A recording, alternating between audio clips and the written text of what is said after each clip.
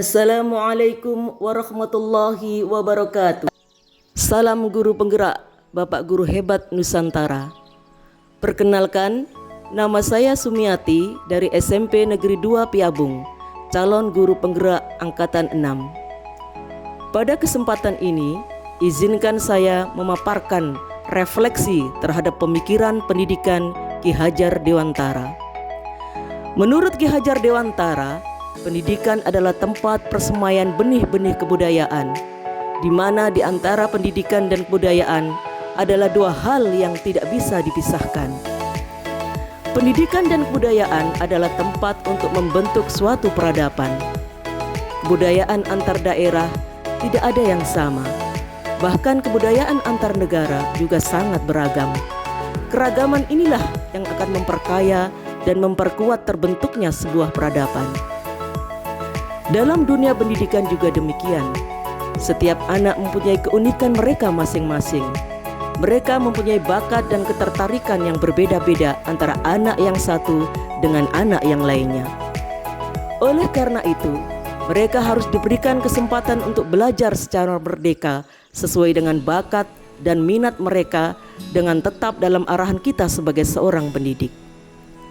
Berikutnya, intisari dari filosofi pendidikan Ki Hajar Dewantara adalah perubahan. Ibarat tata surya yang tidak pernah berhenti mengelilingi orbitnya masing-masing. Demikian juga dengan dunia pendidikan kita. Pendidikan harus tetap terus bergerak, tidak boleh statis, harus bergerak secara dinamis dan tidak boleh berhenti. Ada 3 kerangka perubahan yang diusung oleh Ki Hajar Dewantara. Yang pertama, perubahan harus memandang kodrat, yaitu kodrat alam dan kodrat zaman. Kodrat alam maksudnya adalah alam yang berbeda memberikan nuansa perubahan yang berbeda. Alam Jawa tentu berbeda dengan alam Sumatera. Begitu juga dengan alam-alam wilayah yang lainnya. Berikutnya adalah kodrat zaman. Pendidikan harus berubah mengikuti perkembangan zaman. Seperti saat ini, pendidikan harus bisa berkembang dengan mengikuti perkembangan teknologi yang luar biasa. Berikutnya adalah prinsip melakukan perubahan. Harusnya memperhatikan dan melakukan dialog kritis terhadap sejarah masing-masing negara. Ia harus merawat, memelihara bagaimana supaya tanaman tersebut bisa tumbuh dan berkembang dengan baik. Yang ketiga adalah apa yang berubah. Yang berubah adalah budi pekerti, di mana harus ada keseimbangan antara olah cipta, olah rasa, dan olah karsa supaya menghasilkan budi pekerti yang luhur. Lalu bagaimana peran kita sebagai seorang guru dalam proses pendidikan?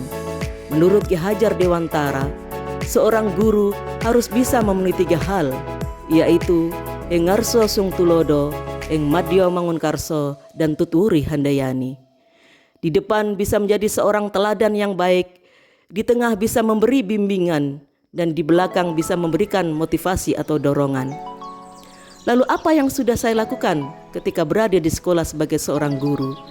Saya selalu berusaha menjadi teladan yang baik bagi rekan-rekan sejawat, baik dalam hal bersikap maupun melaksanakan tugas sesuai dengan profesi saya. Selalu memberikan kesempatan kepada peserta didik untuk mengembangkan diri mereka sesuai dengan bakat dan kemampuan mereka, baik melalui kegiatan ekstrakurikuler maupun kegiatan pembelajaran. Saya juga selalu bersikap terbuka terhadap perkembangan zaman dengan cara memanfaatkan perkembangan teknologi tersebut dalam proses pembelajaran dengan peserta didik. Bapak Ibu Guru Hebat Nusantara, demikianlah refleksi pemikiran Ki Hajar Dewantara yang bisa saya sampaikan.